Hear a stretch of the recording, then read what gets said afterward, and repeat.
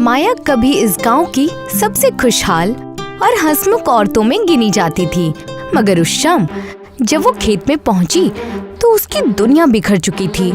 रामू, उठो, क्या हो गया तुमको? माया, जल्दी बैलगाड़ी मंगवाओ, शायद अब भी जान बच जाए। मगर जान बच नहीं सकी। गांव के सबसे मेहनती किसान रामकिशन को सांप ने डस लिया था और उसकी देह अब मृत्यु से लिपट चुकी थी। 2 दिन बाद गांव का साहूकार हरि प्रसाद उसके दरवाजे पर आ धमका। माया, ये देख दस्तखत, तेरे आदमी ने मुझसे कर्ज लिया था, अब खेत मेरी मिल्कियत है। हरि प्रसाद भैया, अभी तो उनकी 13वीं भी नहीं हुई है, जरा वक्त तो दीजिए।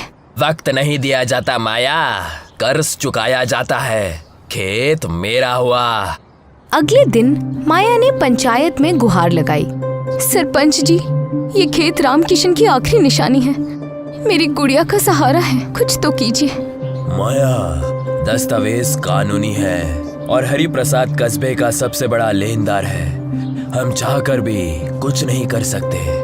तो क्या औरत का कोई सहारा नहीं होता? क्या सारे कानून सिर्फ पैसों के लिए हैं? अगर खेत बचाना था तो वक्त पर कर्ज चुकाना चाहिए था माया। अब खेत जा चुका था और साथ ही इज्जत भी। माया रोज सुबह दूसरों के घर बर्तन मांजने और खेतों में मजदूरी करने निकलती। बिटिया, तू पढ़ लिख जा, इस दुनिया में हमारे जैसे लोगों को कोई नहीं पूछता।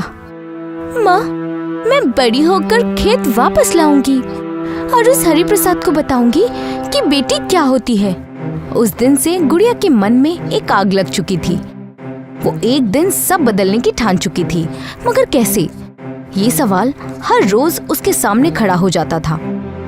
20 साल बाद गुड़िया जंगल में अकेली लकड़ियां काट रही होती है।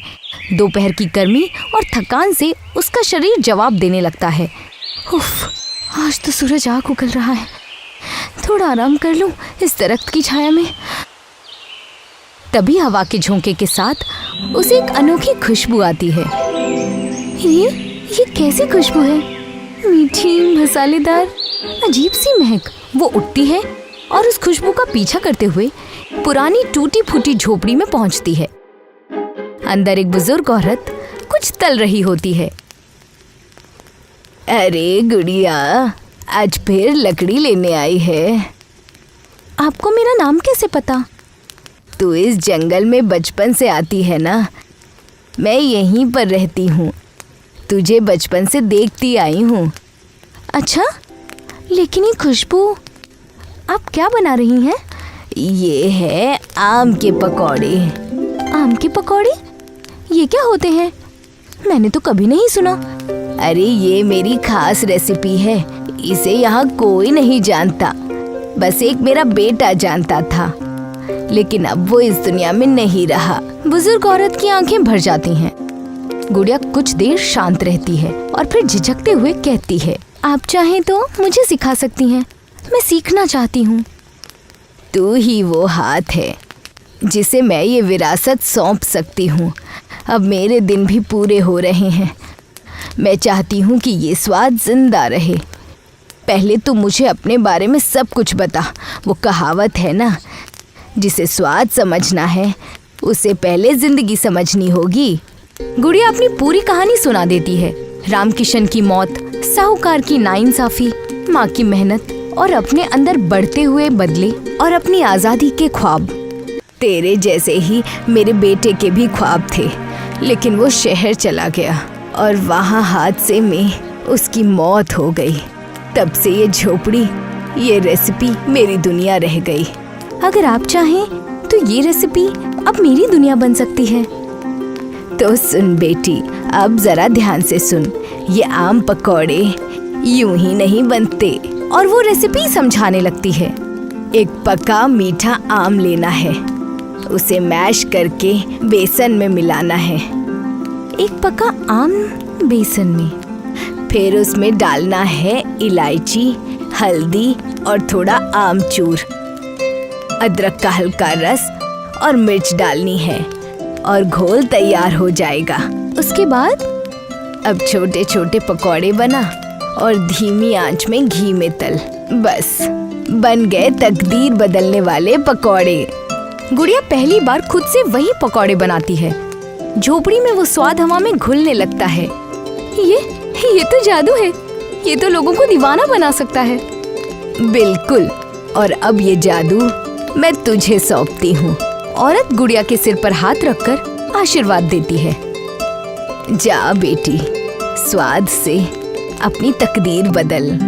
उस दिन उस झोपड़ी में सिर्फ पकौड़े नहीं बने, एक ख्वाब तला गया था जो अब दुनिया में अपना रंग फैलाने को तैयार था। गुड़िया ने ठान लिया था कि अब उसे रुकना नहीं है।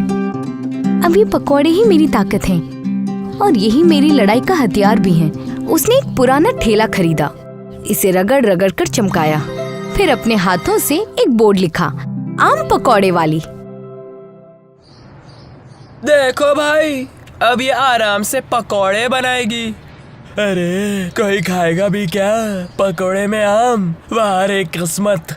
बेचारी माया की बेटी पगला गई है शायद। मगर गुड़िया ने किसी की बातों पर ध्यान नहीं दिया। ठीक है, हंस लो आज, एक दिन तुम खुद लाइन में खड़े नजर आओगे।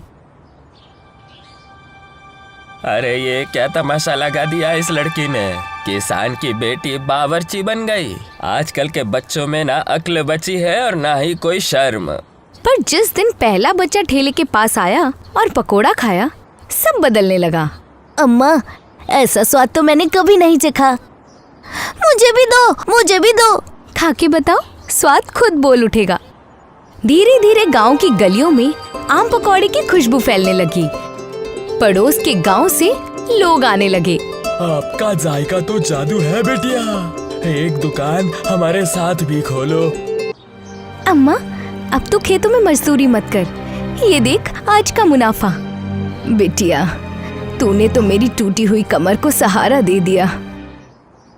कल सुबह इस लड़की का ठेला उठवा दो, बहुत नाच रही है आजकल। सुबह हुई, गुड़िया ठेले पर सामान लगा ही रही थी कि दो गुंडे आए और ठेले को धक्का देने लगे। अबे क्या करते हो, हटो यहाँ से। ये हमारी बेटी जैसी है, इसके साथ गलत कुछ नहीं होगा। लोगों ने गुंडों को भगा दिया। हरि प्रसाद, अब बहुत हो चुका। ये वही जमीन है जो तुमने चालाकी से छीनी थी। मेरे पास दस्तावेज हैं और अब गांव वाले भी साथ हैं। ये खेत मेरा है, मेरे पापा का था। मैं गलती मानता हूँ, जो किया बहुत बुरा किया। पंचायत ने फैसला सुनाया, रामकिशन की जमीन उसकी बेटी को लौटाई जाए। अब उसी खेत पर एक खूबसूरत होटल बन चुका था। नाम था गुड़िया के आम पकौड़े। क्या बढ़िया आकार दिया है और कितना बढ़िया स्वाद है। बेटा, तूने तो कमाल कर दिया। अब मेरी गुड़िया सिर्फ एक लड़की नहीं, पूरे गांव की पहचान है। और एक दिन उसी होटल की लाइन में एक जाना पहचाना चेहरा खड़ा दिखा। हरि प्रसाद जी, आप? बेटा, एक आम पकोड़े देना, सुना है बहुत जायकेदार है। स्वाद तो है, क्योंकि ये इज्जत से परोसा जाता है। गुड़िया ने अपने पापा का नाम रोशन किया, माँ के हर आंसू को इज्जत में तब्दील किया। जिस स्वाद को कभी झोपड़ी में चखा गया था, वही आज उसकी पहचान बन चुका था। जब इरादा मजबूत हो तो आम पकौड़े भी किस्मत बदल सकते हैं। शौकत मियाँ की बिरयानी की दुकान थी। लोग बड़े मजे से उनकी बिरयानी नोश फरमाते थे। वाह शौकत भाई, क्या जायका है। शुक्रिया भाईजान। बिरयानी का जायका अच्छा था, इसलिए उनकी आमदनी बहुत अच्छी होती थी। शौकत मियाँ हर महीने 20,000 रुपए अपनी अम्मी के हाथ में रख देते थे। बेटा, अब जब तुम्हारी आमदनी भी ठीक ठाक हो रही है, तो मैं सोच रही हूँ कि तुम्हारा निकाह करवा दूं। वैसे भी कब तक मैं तन्हा घर की और पूरे खानदान की जिम्मेदारियाँ उठाऊंगी। तुम्हारे निकाह के बाद तो नदीम का भी निकाह होगा। अरे अम्मी, मैं तो अभी भी बच्चा हूँ, आप कब भाईजान का ही निकाह करवाइए। ठीक है अम्मी, आपको जो लड़की पसंद हो वो मुझे मंजूर है। ये हो ही ना बात, आपसे मुझे यही उम्मीद थी भाईजान। शौकत की अम्मी ने उसके लिए एक लड़की तलाश ली। सना तालीम याफ्ता थी और खाना भी जायकेदार बनाती थी। कुछ माह बाद शौकत और सना का निकाह हो गया। और फिर सना ने घर की सारी जिम्मेदारियां संभाल ली। बेटा, तुम्हारे हाथों के खाने का जायका ही अलग है। हाँ भाभी जान, लेकिन बिरयानी में भाईजान का कोई हाथ नहीं पकड़ सकता। हाँ वो तो है। अब उसका तो तब इल्म होगा जब मैं उनके हाथों की बिरयानी खाऊंगी। भाईजान, आज सबके लिए बिरयानी ले आना। ठीक है, ले आऊंगा। शौकत की बिरयानी मशहूर थी। जब भी वो बिरयानी बनाया करता था, बिरयानी की खुशबू आसपास फैल जाती थी और लोग खींचे चले आते थे। अरे भाई, बिरयानी तैयार है क्या? नहीं भाईजान, 10 मिनट और लगेगा। ठीक है, मैं यहीं खड़ा हूँ। खरीदार तो शौकत की बिरयानी का इंतजार किया करते थे। यहाँ तक सब कुछ दुरुस्त चल रहा था। ये अमजद मियाँ तो बैठे बिठाए मेरा कारोबार खा रहे हैं। मुझे कुछ तो करना ही होगा। मैं भी दाम गिरा देता हूँ। शौकत ने भी बिरयानी का दाम कम करके 80 रुपए कर दिए। रोज तो इसी दुकान से बिरयानी खाते हैं, चल आज उस नई दुकान से खाते हैं। ठीक है। कई खरीदार बस नया जायका चखने के लिए अमजद की दुकान में जाने लगे, लेकिन अमजद के हाथों में अलग ही जादू था। एक बार जो उसकी बिरयानी खाता, वो उसी की दुकान में वापस आया करता था। कल जो बिरयानी खाई थी ना, आज भी वही नोश फरमाएंगे। हाँ बिल्कुल, उस बिरयानी को भूलना मुमकिन नहीं है। आहिस्ते आहिस्ते शौकत के खरीदार कम होते जा रहे थे। शायद ये बस कुछ रोज की बात है। अमजद की दुकान नई है, इसलिए लोग वहाँ बिरयानी का जायका ले रहे हैं। कुछ रोज बाद मेरे खरीदार लौट आएंगे। शौकत ने खुद को ये बात समझाने की कोशिश की, लेकिन कारोबार का नुकसान उसे परेशान कर रहा था। अब घर पर भी वो अक्सर फिक्र में ही रहा करता था। क्या हुआ शौकत, तू इतना परेशान क्यों है? अब क्या बताऊं अम्मी, मेरी दुकान के बगल में एक और बिरयानी की दुकान खुल गई है। आहिस्ते आहिस्ते मेरे सारे खरीदार वहीं जा रहे हैं। ऐसा चलता रहा तो एक रोज मुमकिन है दुकान बंद करने की ही नौबत आ जाए। ऐसा कुछ नहीं होगा बेटा, अल्लाह मालिक है। मुमकिन है ये सिर्फ कुछ ही रोज की बात हो। मैं भी यही दुआ कर रहा हूँ अम्मी। शौकत परेशान था और ये बात पूरे खानदान को बुरी लग रही थी। उस रात सना ने शौकत से पूरा माजरा पूछा। तो अगर दाम कम करने की वजह से खरीदार दूसरी दुकान में जा रहे हैं, तो क्यों ना हम भी दाम कम करके देखें? और कम कैसे कर पाएंगे बेगम? बिरयानी की एक प्लेट बनाने की लागत ही 50 रुपए प्लेट की है और हम 80 रुपए में फरोख्त कर रहे हैं। मतलब सिर्फ 30 रुपए का मुनाफा है। अगर ये भी कम कर दिया तो घर का खर्च कैसे चलेगा? तो क्या हम बिरयानी बनाने के लिए इस्तेमाल होने वाली चीजें सस्ती नहीं खरीद सकते? बिरयानी में सबसे महंगा चावल है। तकरीबन बासमती चावल कैसे सस्ते मिल सकते हैं? अब मैं बासमती चावल को सादे चावल के साथ बदल तो नहीं सकता ना। अगर हम बासमती चावल को किसी और चीज के साथ बदलें तो? मतलब मैगी की बहुत सारी जायकेदार चीजें बनती है। अगर हम मैगी की बिरयानी बनाएं तो हमारी लागत भी कम हो जाएगी। मैगी बिरयानी? ये पहली मर्तबा सुना है। आजकल अलग चीजें ही फरोख्त होती हैं। एक मर्तबा कोशिश करके तो देखते हैं। ठीक है, वैसे भी अभी कुछ चल नहीं रहा है तो वही कर लेते हैं। अगले रोज शौकत ने रोजाना की तरह बिरयानी बनाई और इस मर्तबा उसने बासमती चावल के बदले मैगी डाले। मैगी की बिरयानी जल्दी बन गई और उसकी लागत भी कम थी, इसलिए शौकत ने दाम भी 50 रुपए कर दिए। बाहर बड़ी सी तख्ती भी लगा दी, मैगी बिरयानी 50 रुपए। ये मैगी बिरयानी क्या होता है? मैगी का इल्म है और बिरयानी का भी इल्म है, लेकिन मैगी बिरयानी आज तक नहीं खाई। चल वही नोश फरमाते हैं। हाँ। मैगी बिरयानी का नाम पढ़कर कई ग्राहक उसकी बिरयानी खाने पहुँचे। वाह, बहुत अच्छी है। ऐसी मैगी बिरयानी मैंने कभी नहीं खाई। वो इसलिए क्योंकि ये मैगी नहीं, मैगी बिरयानी है। वाह भाई, ऐसा जायका कहीं नहीं चखा। शुक्रिया भाईजान। लोग शौकत की बिरयानी को बेहद पसंद कर रहे थे। उस रोज शौकत की दुकान पर खरीदारों का हुजूम लगने लगा। मैगी की बिरयानी तो चावल की बिरयानी से भी लाजवाब है। आज से हम रोज मैगी बिरयानी ही खाएंगे। शौकत खुशी खुशी घर आया। और उसने ये खुशी की बात अपनी बेगम को बताई और वो भी खुश थी। उस माँ शौकत की बहुत अच्छी कमाई हुई थी। महीने के आखिर में शौकत ने अपनी अम्मी को 40,000 रुपए दिए। इतना? हाँ अम्मी, सना की मैगी बिरयानी की तरकीब काम कर गई, दुगनी आमदनी होने लगी है। एक मर्तबा फिर शौकत खुश रहने लगा। उसकी मुश्किलें हल हो गई क्योंकि उसकी आमदनी में इजाफा होने लगा। मैगी बिरयानी मशहूर हो गई। सुनील और आसिफ दो दोस्त थे। वो दोनों एक ही गांव में रहते थे और एक साथ बांस काटने जाया करते थे। हमें जंगल के नीचे की जानिब जाना चाहिए। वहाँ बहुत सारे बड़े बड़े बांस के दरख्त हैं, लेकिन वहाँ जाने के लिए हमें दरिया पार करना होगा। लेकिन अगर आते वक्त नदी में बहाव ज्यादा रहा तो हम लौटेंगे कैसे? हम तभी उस जानिब जाएंगे जब दरिया का बहाव कम हो और जल्दी जल्दी बांस काट कर लौट आएंगे। ज्यादा लंबे बांस से ज्यादा पैसे हासिल होंगे, वो सोचो। ये भी ठीक है, तो कल ही चलते हैं। अगले रोज से सुनील और आसिफ निचले जंगलों में पहुंचे। यहाँ कितने मोटे मोटे बांस हैं और लंबे भी। सौदागर इनके बहुत अच्छे दाम देंगे। हाँ, उम्दा बांस पाकर दोनों बेहद खुश थे। वे लोग उन बांसों को अपने गांव ले आए। बहुत खूब, बहुत अरसे बाद ऐसे बांस देखे हैं। अब इनके दाम भी अच्छे लगाना। हाँ हाँ, एक बांस के 200 रुपये।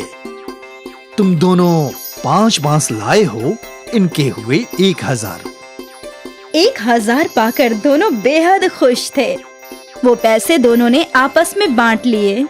रोज छोटे छोटे बांस से सिर्फ 300 रुपये की कमाई होती थी, आज 500 रुपये की। अब तो हम जंगल के निचले हिस्से में ही जाया करेंगे। हाँ हाँ। उस रोज से वो दोनों दरिया पार करके ही बांस लाया करते थे और सौदागर भी उन्हें अच्छे पैसे दिया करता था। एक सुबह दोनों दोस्त जाने के लिए निकले। भाई, अम्मी ने फरमाया है कि बाजार से कुछ चावल और मसाले लाने हैं और मुझे पनीर भी लेना है। तो चल, कब्ल बाजार चलते हैं, फिर वहां से दरिया पार जाएंगे। हाँ, दोनों काम एक साथ हो जाएगा। दोनों बाजार पहुँचे और उन्हें जो जो सामान लेना था उन्होंने खरीद लिया। देख दोस्त, कितना ताजा पनीर मिला है। आज रात तो मेरी दावत है। मैं भी आऊंगा नोश फरमाने। आ ना, तुझे कभी मना किया है क्या? चल अब दरिया पार चलते हैं। बांस काटकर फरोख्त भी तो करना है। हाँ हाँ। और वो दोनों निचले जंगल की जानिब बढ़ गए। हमेशा की तरह उन दोनों ने दरिया पार किया और फिर जंगल में पहुंच गए और बांस काटने लगे।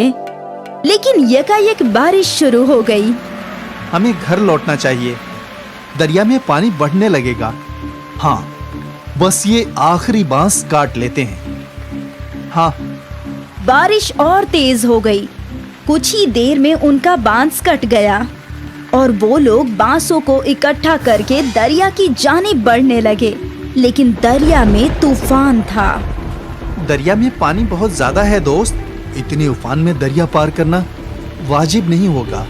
हाँ, हम कुछ देर जंगल में इंतजार करते हैं। हाँ, उस जानिब जो गुफा है वहीं इंतजार कर लेते हैं। दोनों गुफा की जानिब गए। गुफा में कब्ल ही कुछ सूखी लकड़ियां थी। इनको जला देता हूँ, थोड़ी गर्मी रहेगी। आसिफ ने जो सामान खरीदा था उसमें माचिस भी था। आसिफ ने उन सूखी लकड़ियों को आग लगा दी और दोनों दोस्त आग सेंकने लगे। बहुत भूख लगी है यार, मुझे भी।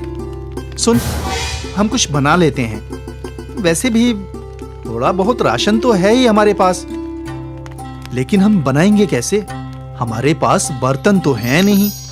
तभी आसिफ का तवज्जो बांस की जानिब गया।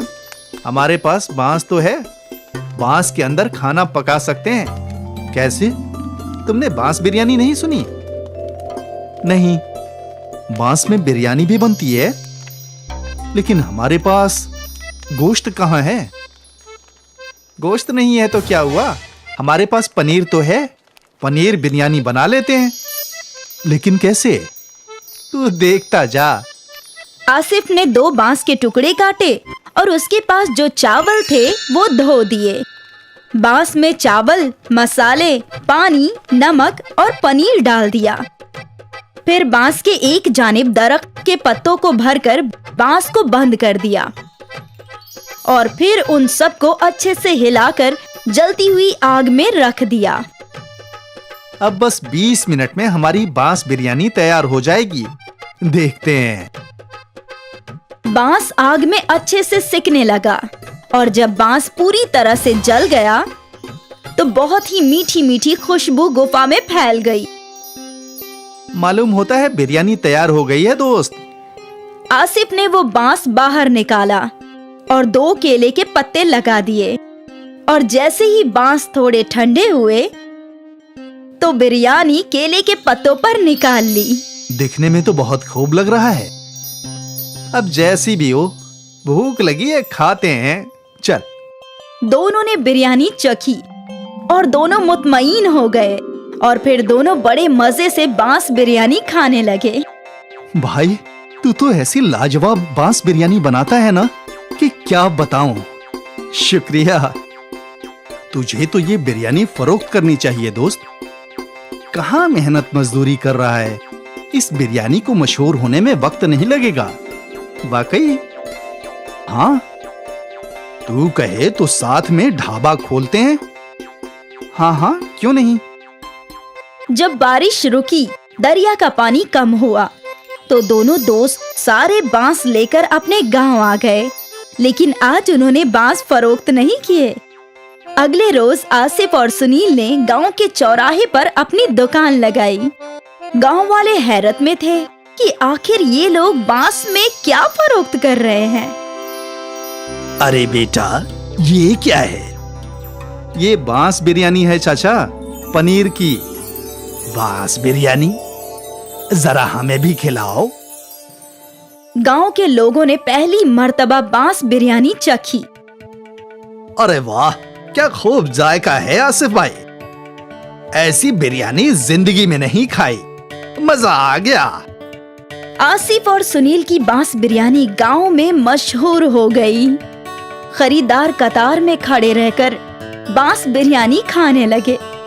आसिफ और सुनील की आमदनी में कई गुना इजाफा हो गया। और फिर क्या था, सुनील और आसिफ ने मजदूरी छोड़कर बांस बिरयानी फरोख्त करना शुरू कर दिया।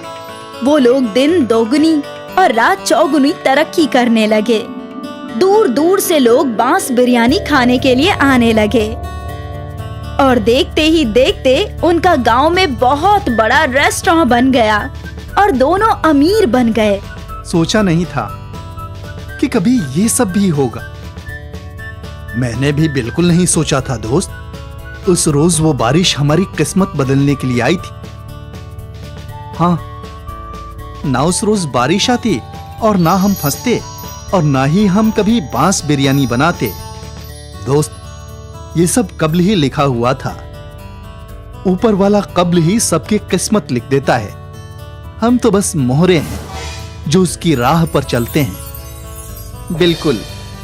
बांस बिरयानी ने आसिफ और सुनील की किस्मत बदल दी और उन दोनों को जिंदगी का बहुत बड़ा सबक मिला।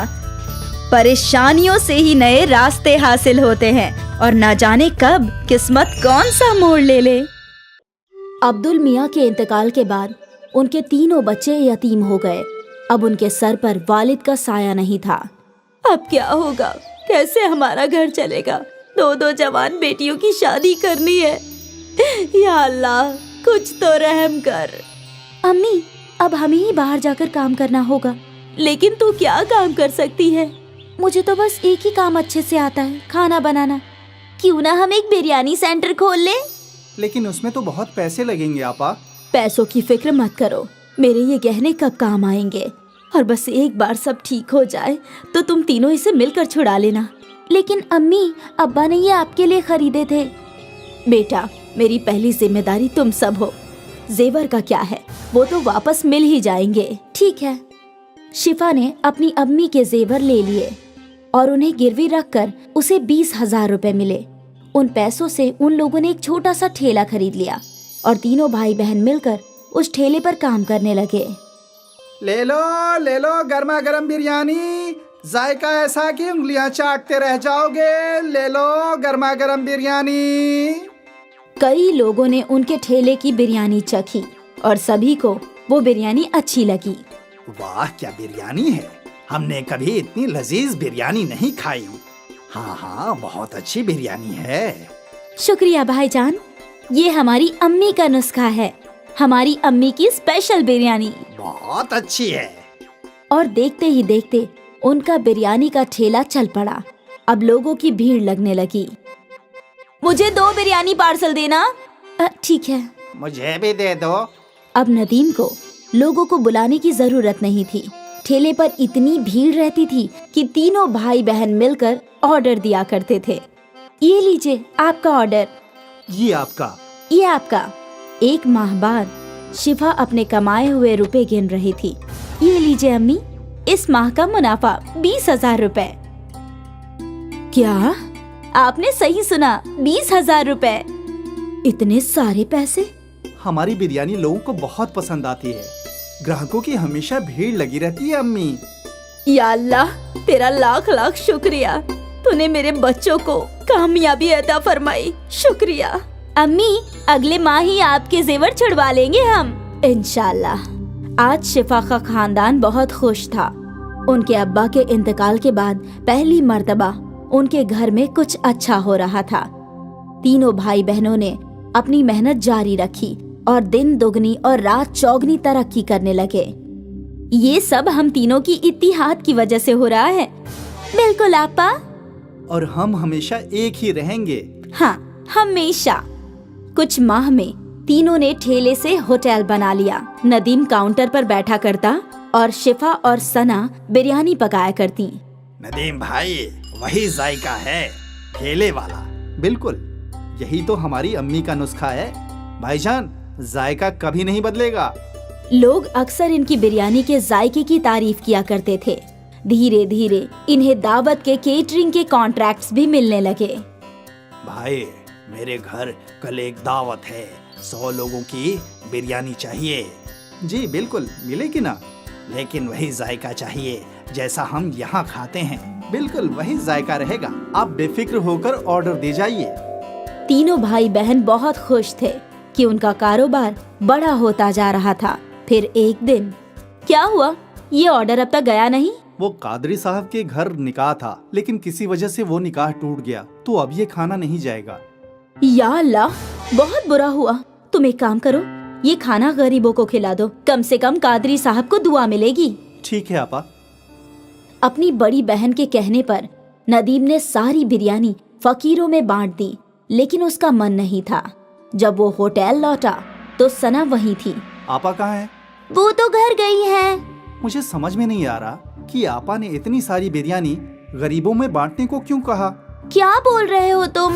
सना आपा, आज कादरी साहब के घर पर निकाह था, तो उन्होंने 300 लोगों की बिरयानी ऑर्डर की थी, लेकिन किसी वजह से उनके घर का निकाह टूट गया, तो बिरयानी बच गई थी। मैं सोच रहा था कि हम वो बिरयानी बेच देंगे, लेकिन आपा ने बोला कि सारी बिरयानी गरीबों में बांट दो।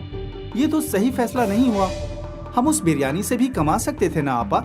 हाँ बिल्कुल, हमारी आपा बहुत नेक दिल हैं, इसलिए उन्होंने सोचा होगा कि जब हमें बिरयानी के पैसे मिल गए हैं तो क्यों ना बिरयानी गरीबों में बांट दी जाए, और उन्हें दुगने मुनाफे का ख्याल आया ही नहीं होगा। हो सकता है। तभी शिफा वहाँ आई और सना और नदीम ने अपनी गुफ्तगू बंद कर दी। सारी बिरयानी गरीबों में बांट दी ना? हाँ बिल्कुल। कम से कम कादरी साहब को दुआएं मिले, अभी उन्हें दुआओं की खास जरूरत है। जी। सना और नदीम अपनी बड़ी बहन के फैसले से मुताफिक नहीं थे। खैर, उनका कारोबार चलता रहा। उन्हें और भी बड़े बड़े ऑर्डर्स मिले। उनका होटल भी अच्छा चल रहा था। फिर कुछ माह बाद एक और ऑर्डर कैंसिल हो गया। नदीम, अंसारी जी का ऑर्डर कैंसिल हो गया है, तुम ये सारी बिरयानी गरीबों में बांट दो। ठीक है आपा। नदीम ने हाँ तो बोल दिया, लेकिन उसका मन नहीं था। बड़ी बहन के घर जाने के बाद सना और नदीम बातें करने लगे। क्या हम ये बिरयानी बेच नहीं सकते? अभी तो रात के 10 बज गए हैं, अब शायद ही ग्राहक आएंगे। एक काम करते हैं, इसे अंदर रख देते हैं, कल पहले यही बिक जाएगा। हाँ हाँ, ये सही होगा। दोनों भाई बहन ने मिलकर वो बिरयानी छुपा दी। अगले दिन उन लोगों ने पहले वही बिरयानी बेची और वो दोनों बेहद खुश थे कि मुनाफा दुगना हो रहा है, और शिफा इस बात से बेखबर थी। फिर क्या था, जब भी कोई ऑर्डर कैंसिल होता, अगले दिन वो बिरयानी सना और नदीम होटल में बेचा करते थे। ये सिलसिला काफी महीनों तक चलता रहा। एक दिन ये बासी बिरयानी एक रेगुलर कस्टमर के प्लेट में आई। नदीम भाई, कुछ तो गड़बड़ है, बिरयानी में वो जायका नहीं है। ऐसा कैसे हो सकता है भाईजान? हम तो हमेशा से वैसे ही बिरयानी बना रहे हैं। ठीक है। धीरे धीरे सारे कस्टमर्स को बिरयानी की गड़बड़ समझ आने लगी और उन्हें वो जायका पसंद नहीं आ रहा था। एकाएक उनके होटल में ग्राहक कम हो गए। तभी शिफा सोच में डूब गई। एकाएक ऐसा क्या हो गया? हमारे ग्राहक टूट क्यों रहे हैं? ऐसा चलता रहा तो कैसे चलेगा? नदीम को अपनी गलती समझ आई। वो अपनी आपा के सामने रोने लगा। मेरी गलती है, मैंने और सना आपा ने बासी बिरयानी ग्राहकों को खिलाई। क्या? नदीम ने अपनी आपा के सामने सारी गलती कबूल की। ये तूने क्या कर दिया? ज्यादा मुनाफा कमाने के चक्कर में धंधा ही तोड़ दिया। अब हम कैसे ग्राहकों को वापस लाएंगे?